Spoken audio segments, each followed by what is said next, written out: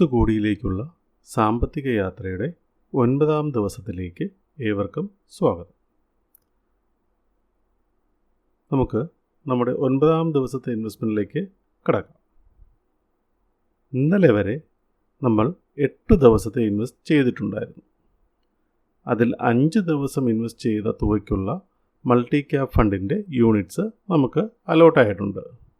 അതായത് 250 × 5 1250 രൂപയുടെ multi cap funds units.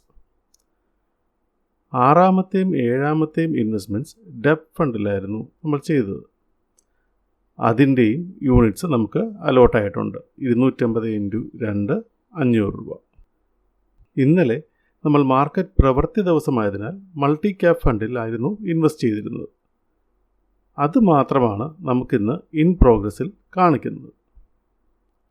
ആകെ 2000 രൂപ നിക്ഷേപിച്ചതിൽ 1750 രൂപ ഇൻവെസ്റ്റ്മെൻറ്റായി കാണിക്കുന്നു. 250 രൂപ ഇൻ പ്രോഗ്രസ്സായും കാണിക്കുന്നു. ഡെപ്റ്റ് ഫണ്ട്സ് യൂണിറ്റ്സ് നൽകാൻ വൈകുന്നതല്ല. അവധി ദിവസങ്ങളിൽ ഇൻവെസ്റ്റ് ചെയ്താൽ ഏതൊരു മ്യൂച്വൽ ഫണ്ടും യൂണിറ്റ് അലോട്ട് ചെയ്യുന്നത് എപ്പോഴും വർക്കിംഗ് ഡേയിലായിരിക്കും. നമുക്ക് ഇന്നത്തെ ഇൻവെസ്റ്റ്മെൻറ്റിലേക്ക് കിടക്കാം. ഇന്ന് മാർക്കറ്റ് വർക്കിംഗ് ഡേയ്സ് ആണ്. വർക്കിംഗ് ഡേയിൽ നമ്മൾ എവിടെ ഇൻവെസ്റ്റ് ചെയ്യുക?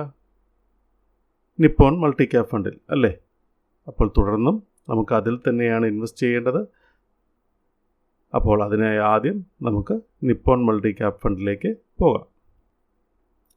ദിവസവും 250 രൂപയാണല്ലോ നമ്മൾ നിലവിൽ ഇൻവെസ്റ്റ് ചെയ്യുന്നത്. അതിനാൽ 250 എന്ന് ടൈപ്പ് ചെയ്യുന്നു. ഇൻവെസ്റ്റ് നൗവിൽ എൻ്റർ ചെയ്യുന്നു. QR കോഡ് സ്കാൻ ചെയ്യുന്നു. തുക ഇൻവെസ്റ്റ് ചെയ്യുന്നു. എന്നിട്ട് ഡാഷ്ബോർഡിൽ ചെക്ക് ചെയ്യുന്നു. In progress. അങ്ങനെ 9ാമത്തെ ദിവസത്തെ ഇൻവെസ്റ്റ്മെൻറ്റ് നമ്മൾ ചെയ്തു. 10ാമത്തെ ദിവസത്തെ ഇൻവെസ്റ്റ്മെൻറ്റുമായി നാളെ നമുക്ക് വീണ്ടും കാണാം. നിങ്ങളുടെ കമൻറ്റ്സ്, വാല്യുബിൾ സജഷൻസ് പോസ്റ്റ് ചെയ്യുക. Thank you.